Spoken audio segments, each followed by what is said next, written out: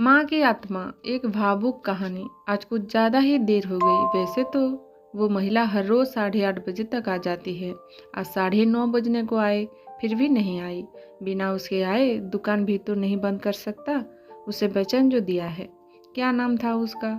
इतने दिनों में उसका नाम भी नहीं पूछा मैंने। ये सब बातें सुरेश के दिमाग में चल रही थी। कुछ दिनों पहले ही तो उसने ये डेयरी शुरू की थी।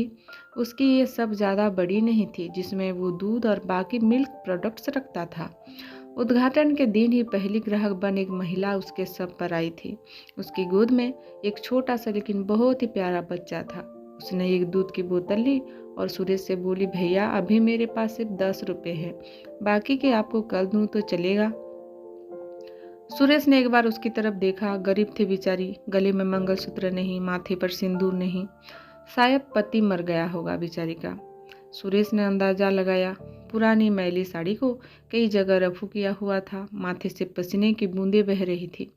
फिर उसकी नज़र उस मासूम बच्चे पर गई, जिसके मैले चेहरे पर एक निष्पाप हंसी थी और अभी अभी आए 2 दांत उस हंसी को 4 चांद लगा रहे थे। सुरेश ने उस महिला की तरफ देखा और बोला, कोई बात नहीं बहन, आप मुझे बाद में पैसे दे देना। बड़े समाधान के साथ महिला ने सुरेश की तरफ देखा और बोली, भैया मैं ज़रूर आपको कल पैसे दे दूंगी। यही पास में ही उस दूसरी गली में छोटा सा घर है, वही रहती हूँ मैं। सुरेश मुस्कुराते हुए बोला, कोई बात नहीं बहन, कल पैसे ना हो तो भी चलेगा, जब आपके पास होंगे तब दे देना। फिर वो महिला वहाँ से चली गई। अगले दिन वह महिला पैसे लेकर डेयरी पर आई और पैसे सुरेश को देने लगी। सुरेश ने पैसे लेने से मना किया और बोला, नहीं बहन, मैं ये पैसे नहीं ले सकता, क्योंकि कल आपने मेरी बहनी की थी और कल मुझे 2000 का फ़ायदा हुआ। आप मेरे लिए बहुत लकी साबित हुई, इसीलिए ये पैसे मैं नहीं ले सकता। सुरेश की कही इस बात से उस महिला को बहुत ज़्यादा खुशी हुई, क्योंकि इतने सालों बाद किसी ने पहली बार उसको लकी कहा था। वरना पति के मौत के बाद तो उसके ससुराल वालों ने उसे पनौती कहकर घर से ही निकाल दिया था। भैया रात को कितने बजे तक आपकी यह सब खुली रहती है? महिला ने सुरेश से पूछा। 8 बजे बंद कर देता हूँ बहन, सुरेश ने कहा। सुरेश का जवाब सुनकर महिला का चेहरा उदास हो गया। सुरेश को ये समझते देर नहीं लगी। उसने पूछा, कोई समस्या है बहन? अपने बच्चे और अपना पेट पालने के लिए मैं 2 घरों में झाड़ू बर्तन का काम करती हूँ। ये सब काम करके रात को 8:30 बजे घर लौट पाती हूँ। तब तक यहाँ आसपास के सभी दुकान बंद हो जाते हैं और लाचारी से मुझे अपने बच्चे को भूखे पेट ही बहला फुसला कर सुलाना पड़ता है। वो बोल नहीं सकता ना, उसी का फायदा उठाती हूँ, कहते हुए उस महिला का गला भर आया। महिला की बातें सुन सुरेश को बहुत बुरा लगा। फिर वो बोला, आप चिंता मत कीजिए बहन, बिना आपको दूध की बोतल दिए ये सब बंद नहीं होगी, लेकिन मेरी एक शर्त है। अपने आंसू पोंछते हुए महिला ने सुरेश की ओर देखा और पूछा, क्या शर्त है? सुरेश बोला, आप मुझे दूध के पैसे नहीं देंगी। यह सुन उस महिला की आंखें फिर से छलक गई, लेकिन इस बार आंसू दुख की नहीं, खुशी के थे। उसे ऐसा लग रहा था जैसे इंसान के रूप में भगवान उसकी मदद करने के आ गए हो। उस दिन से हर दिन 8:30 बजे वो डेयरी पर आकर दूध की बोतल लेकर जाती। धीरे धीरे 5 महीने बीत गए और धीरे धीरे महिला बीमार होने लगी। ज़्यादा काम और चिंता की वजह से उसका शरीर दिन ब दिन सूखता जा रहा था। ऐसे ही एक दिन सुरेश अपने दुकान का सारा काम खत्म कर इस महिला के आने का इंतजार कर रहा था। 9:30 बजे वो महिला आई। आज उसका चेहरा कुछ ज़्यादा ही बेजान नजर आ रहा था। बीमारी के कारण आंखें के नीचे काले घेरे और ज़्यादा बढ़े हुए नजर आ रहे थे। सुरेश ने तुरंत फ्रिज खोलकर दूध की बोतल निकाल उसे दी। फ्रिज बंद करने के लिए सुरेश मुड़ते हुए बोला कि बहन आज कुछ ज़्यादा ही देर कर दी। वो घुमा, तब तक वो महिला दूध की बोतल लेकर जा चुकी थी। उसने सोचा ज़्यादा देर हो गई, इसीलिए वो जल्दी जल्दी चली गई। बेचारी का बच्चा रोता होगा भूख से। सुरेश ने दुकान बंद की और घर चला गया।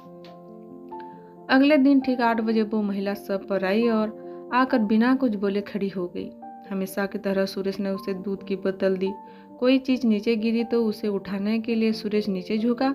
वो चीज़ उठाई और सामने देखा तो वो महिला वहाँ नहीं थी। सुरेश को आज पता नहीं क्यों उस महिला में काफ़ी बदलाव नजर आया था। उसे वो बड़ी कमज़ोर सी नजर आई। अगले दिन फिर 8 बजे वो महिला उसके शव पर आई। आज सुरेश ने उसका चेहरा बड़े गौर से देखा।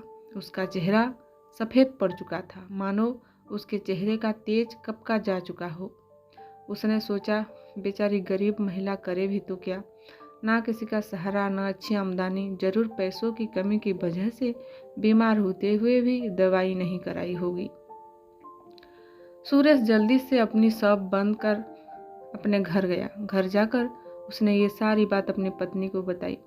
उसकी पत्नी भी उसकी की तरह भले स्वभाव की थी। उसे भी उस महिला की परिस्थिति पर दुख हुआ। वो सुरेश से बोली, ऐसा करते हैं, कल उस महिला के घर चलते हैं और उसे किसी अच्छे डॉक्टर को दिखा आते हैं।